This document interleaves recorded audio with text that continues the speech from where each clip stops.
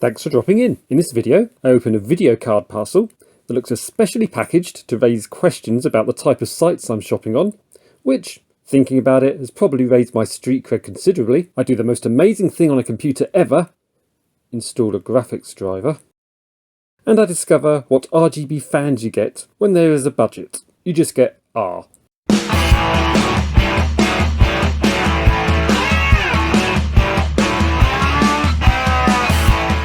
So the other day, I was having a look at the Cash Converters website. Here in the UK, it is a high street shop that buys and sells all sorts of second-hand items, which includes electronics and PC parts. When I came across an Nvidia Quadro P2200 card for £59.99 UK pounds, so I bought it. Now this raises the age-old question of workstation versus gaming graphics cards. Now the Toasty Bros channel over in the US did a video recently on a more recent workstation card, the AMD Radeon Pro W5700 8GB. I'll leave a link in the description. Here in the UK, we don't seem to have the same bargains, but the Quadro P2200 seems like a pretty good deal, particularly when you take its resale value into account. Now the P2200 is based on a Pascal GP106 chip, the same fully functional chip that powers the GeForce 1060 6GB, not the cut down 1060 3GB. It has the same 1280 shaders, 80 texture mapping units, but fewer ROPs, 40 rather than 48,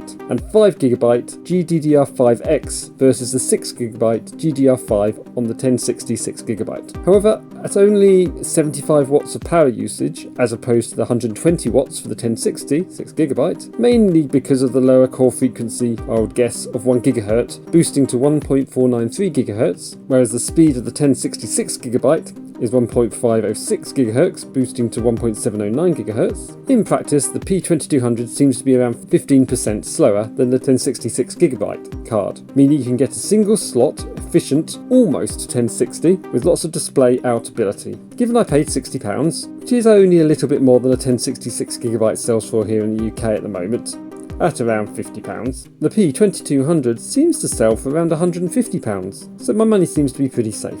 In fact, I was wondering whether they had priced it up wrong, whereas they might have thought it was the cut down Quadro 2000, which again is the same chip, but with more of the stuff deactivated, which sells for around £60 here in the UK. This means, in theory, I could sell the P2200, pocket my initial investment, and have enough profit to buy a 1060 6GB or other GPU, effectively making it free. But for that to be the case, it needs to arrive in one piece and working. So what turned up? Usually, I've heard allegedly, that certain items when bought off the internet turn up in boring standard packaging. This is possibly the first time that I've bought something standard from the internet and it's turned up in packaging covered in enough black plastic and rubber that it could be straight out of an S&M bargain corner. But moving on.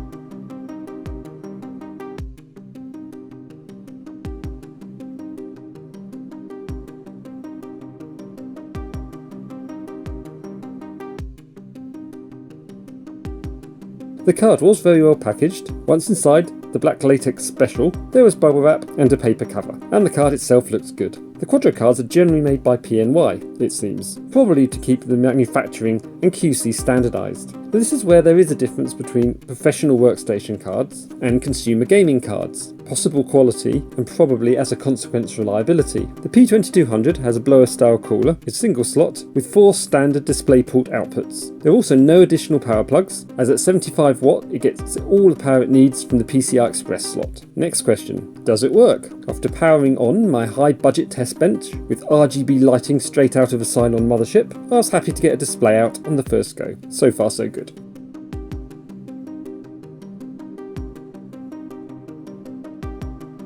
After installing Windows 10, this is another difference between the GeForce and Quadro cards. They use different drivers, with the Quadro drivers apparently being targeted for stability while GeForce are geared more for performance, but they also allow or disallow certain functions via software. In this case, I used the 573.42 release. There are newer ones now, and at the time of this video, the P2200 is still supported in new driver releases.